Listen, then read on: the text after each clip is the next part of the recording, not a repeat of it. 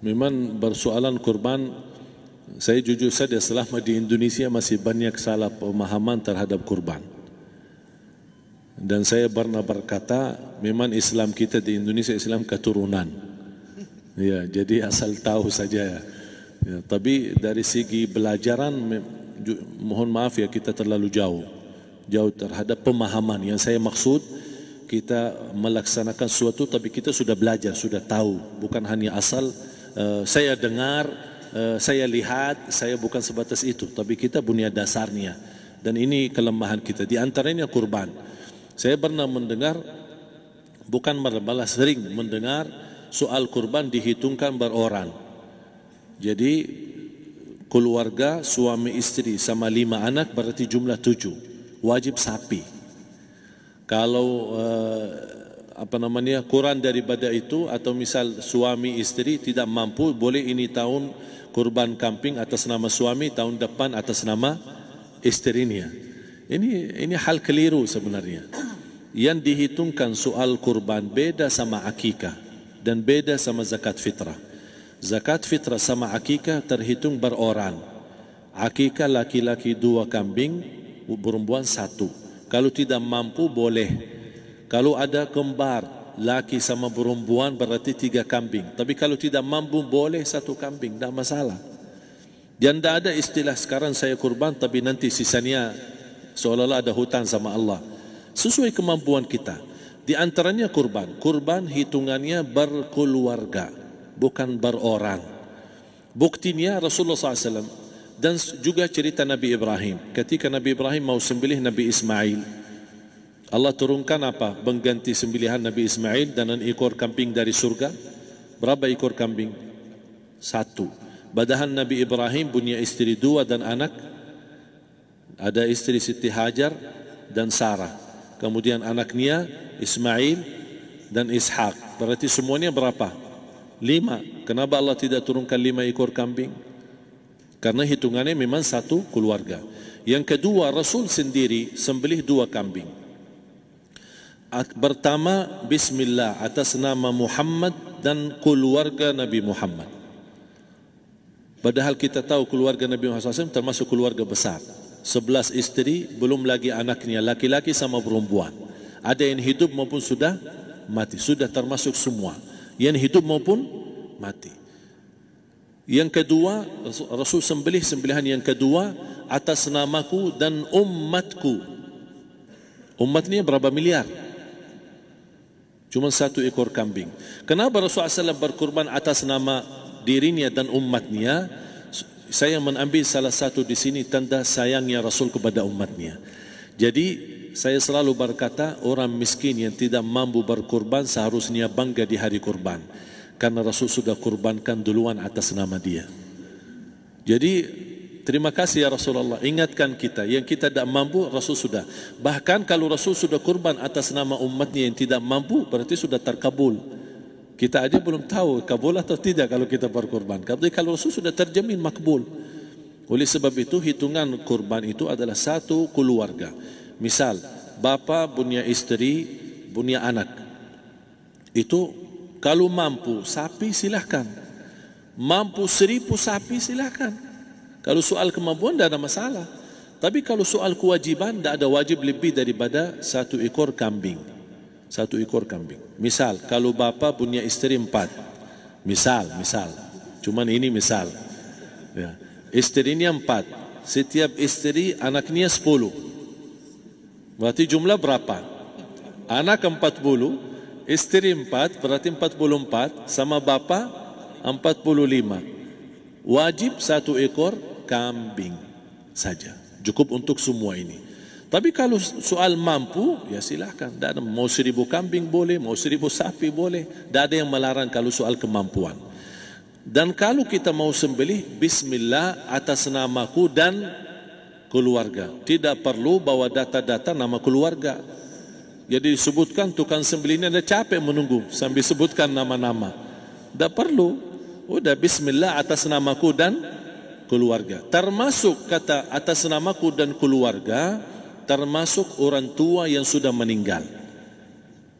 Termasuk orang tua yang sudah, karena kita adalah hasil daripada orang tua. Itu sudah termasuk, tidak perlu kita sebutkan. Ada sebagian ulama membolehkan kalau kita mampu, mau khusus kambing atas nama orang tua, tidak masalah. Kalau kita mampu. Tapi kalau kita tidak mampu, itu sudah termasuk orang tua kita bersama keluarga besar kita. Ini salah satu kenikmatan, dan ini termasuk juga sedekah yang berguna bagi orang yang sudah meninggal di keluarga kita. Wallahu ta'ala a'lam. Dan juga masalah panitia, bisa kita mewakili. Kalau kita tidak mengerti sembelihannya dan tidak mengerti cara bagiannya. Tapi ada satu sunnah yang termasuk kehilangan sunnah ini, adalah banyak yang tidak mau makan dari hasil kurban. Padahal itu sunnah Rasul. Dari akikah boleh makan, dari kurban pun boleh makan. Bahkan sunnah SAW dibagi 3. Sepertiga pertama dihadiahkan. Maksudnya kata dihadiahkan kepada orang kaya. Misal tetangga saya tapi orang kaya, dia bukan miskin, tapi boleh saling hadiah. Karena inti daripada hadiah silaturrahim. Ada keluarga kita termasuk mampu, tapi saya kasih, ini alhamdulillah saya sembelih sapi. Barangkali dia tidak mampu, cuma sembelih kambing. Udah, kita dapat daging kambing, dia dapat daging sapi. Tapi dengan niat hadiah, bukan sedekah, karena dia bukan orang miskin yang menerima sedekah. Yang sepertiga yang kedua adalah sedekah. Sedekah itu termasuk orang miskin. Yang ketiga, kita makan sendiri. Bahkan Rasulullah SAW selepas Idul Adha, beda sama Idul Fitri. Sebelum Idul Fitri dia makan kurma, meyakinkan batalan puasa. Tapi kalau Idul Adha tidak makan dan minum sebelum salat, kenapa? Bukan berarti tidak boleh. Tapi Rasulullah SAW ingin pertama pembukaannya, buka sarapannya atau makan di pagi harinya selepas Idul Adha adalah dari hasil sembelihan kambing itu atau dari kurban. Jadi kita sebagian sedikit. Tapi kalau kita merasa alhamdulillah rezeki saya banyak di rumah, alhamdulillah banyak ada makanan, mau sedekahin semuanya, semua mau sedekahin, tidak masalah. Tapi yang saya maksud, kenapa tidak kita sekali-kali hidupkan sunnah Rasul? Jadi sebagian, walaupun ada sebagian sedikit lah, buat istilahnya sama sedikit porsi nasi atau apa, karena kita berhak sebagai kita kurbankan lillahi ta'ala, kita berhak menikmati kurban ini yang lillahi ta'ala supaya kita mendapatkan keberkahannya, bukan hanya orang lain. Terus yang kedua ada masalah pembayaran. Kalau kita wakili panitia, boleh kita pesan sama panitia, tolong sedikit dari kurban saya minta buat saya makan. Itu tidak masalah, kita boleh minta. Dan boleh kita wakili, tapi kita tolong ingatkan, tidak boleh pembayaran hasil sembelihan itu dari kulitnya. Ini menjadi salah satu persoalan di Indonesia. Banyak tukang sembelih datang, ketika kita tawarkan untuk sembelih ini, berapa Pak?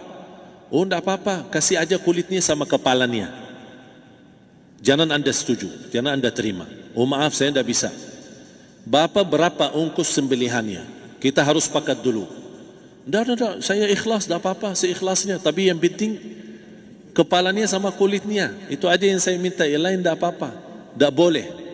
Tidak boleh. Kenapa? Karena ini kurban.